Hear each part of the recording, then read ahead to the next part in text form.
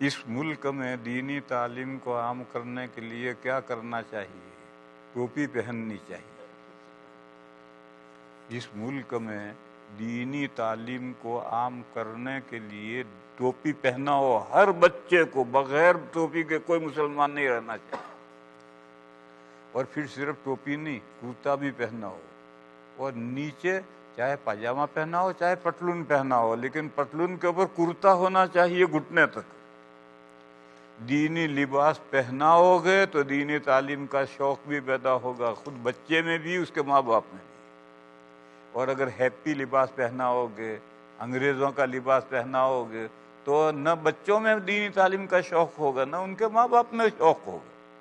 لہذا دینی تعلیم اگر آپ کو عام کرنی ہے تو پہلے اسلامی لباس پہناؤ، اسلامی لباس کے بعد میں پھر گھر کا ماحول دینی بناؤ۔ گھر کا ماحول اگر دینی نہیں ہے تو بچوں میں دین حاصل کرنے کا شوق کہاں سے پیدا ہوگا؟ گھر کا ماحول دینی بناؤ۔ اور یہ جو لباس ہے اس سے تو پاپولیشن بڑھتی ہے۔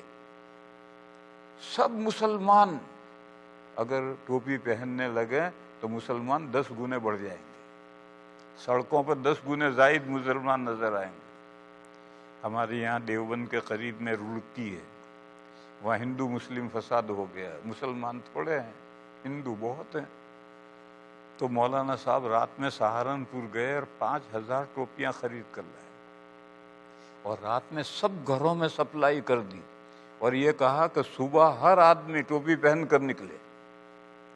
اب جب صبح سب ٹوپیاں پہن کر نکلے تو ہندو ڈر گیا، سہم گیا کہ رات میں اتنے نئے مسلمان کہاں سے آ گئے، وہ فساد دب گیا۔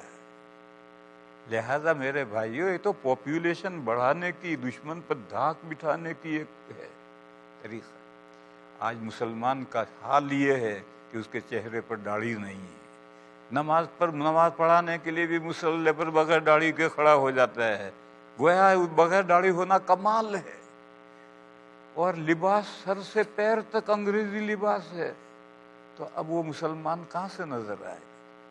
دیکھو ہمارے یہاں کی ایک مثال ہے، اگر بس میں یا ریل گاڑی کے ڈبے میں 4 سردار جی ہوں تو سکھوں کی عورت کو، لڑکی کو کوئی چھیڑ نہیں سکتا۔